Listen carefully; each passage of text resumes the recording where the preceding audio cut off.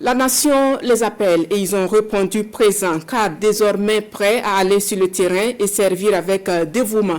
L'École nationale des eaux et forêts vient de livrer sa 63e cuvée, 268 stagiaires formés avec rigueur et gonflés à bloc pour relever les défis.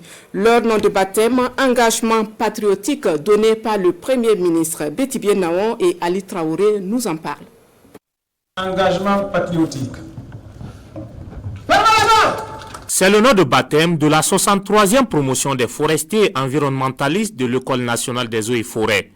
Après 2 années passées dans ce centre à apprendre les notions militaires et des notions en lien avec la protection de l'environnement, ces 268 stagiaires sont aptes à porter ces épaulettes qui leur donnent droit d'appartenir à la grande famille de cette entité. Cette formation jalonnée d'une série d'exercices militaires, de mise à condition opérationnelle pour les élèves professionnels et d'initiation à la vie militaire pour les stagiaires issus des concours directs, nous a permis d'acquérir des connaissances militaires soutenues, de cultiver l'esprit d'équipe nécessaire pour l'exercice du commandement au sein du corps des eaux et forêts dont nous sommes appelés à servir dans les jours à venir. La spécialité, il faut qu'à l'heure actuelle, nos curricula sont réadaptés chaque année pour faire en sorte que nous puissions adapter notre formation aux besoins du moment, à la réalité du terrain.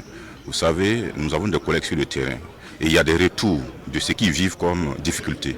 Nous prenons ça rapidement en compte pour faire en sorte que ceux qui vont repartir sur le terrain ne connaissent plus ces difficultés-là. Cette fin de formation intervient dans un contexte marqué par les attaques terroristes qui influent sur l'équilibre de l'environnement, d'où le thème « Préservation de l'environnement dans un contexte d'insécurité nationale, enjeux et perspectives ». Nous sommes comblés pour 2 faits.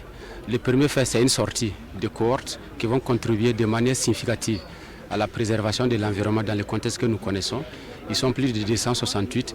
Nous sommes également contents parce que nous montons en puissance. On nous a donné comme une mission la reconquête du territoire, notamment la sécurisation des aires protégées. À travers le défilé, vous avez vu que nous sommes prêts à aller au front. Et cela s'annonce avec la rentrée prochaine de 1950 éléments qui ont été recrutés pour constituer une barrière forte à l'avancée du terrorisme dans notre pays. Nous leur lançons tout simplement beaucoup d'encouragement, beaucoup de professionnalisme, beaucoup d'engagement patriotique. De toute façon, c'est le nom de leur promotion, de faire en sorte que dans un an tout au plus, notre pays puisse revivre et toucher du doigt de façon très victorieuse la paix sociale pour pouvoir aborder le progrès social véritable. Des souhaits qui devraient très vite se réaliser au regard de la démonstration des connaissances qui ont été acquises durant la formation. La parade militaire, la signature du livre d'or et une plantation d'arbres par le Premier ministre sont les autres temps forts de cette cérémonie de fin de formation.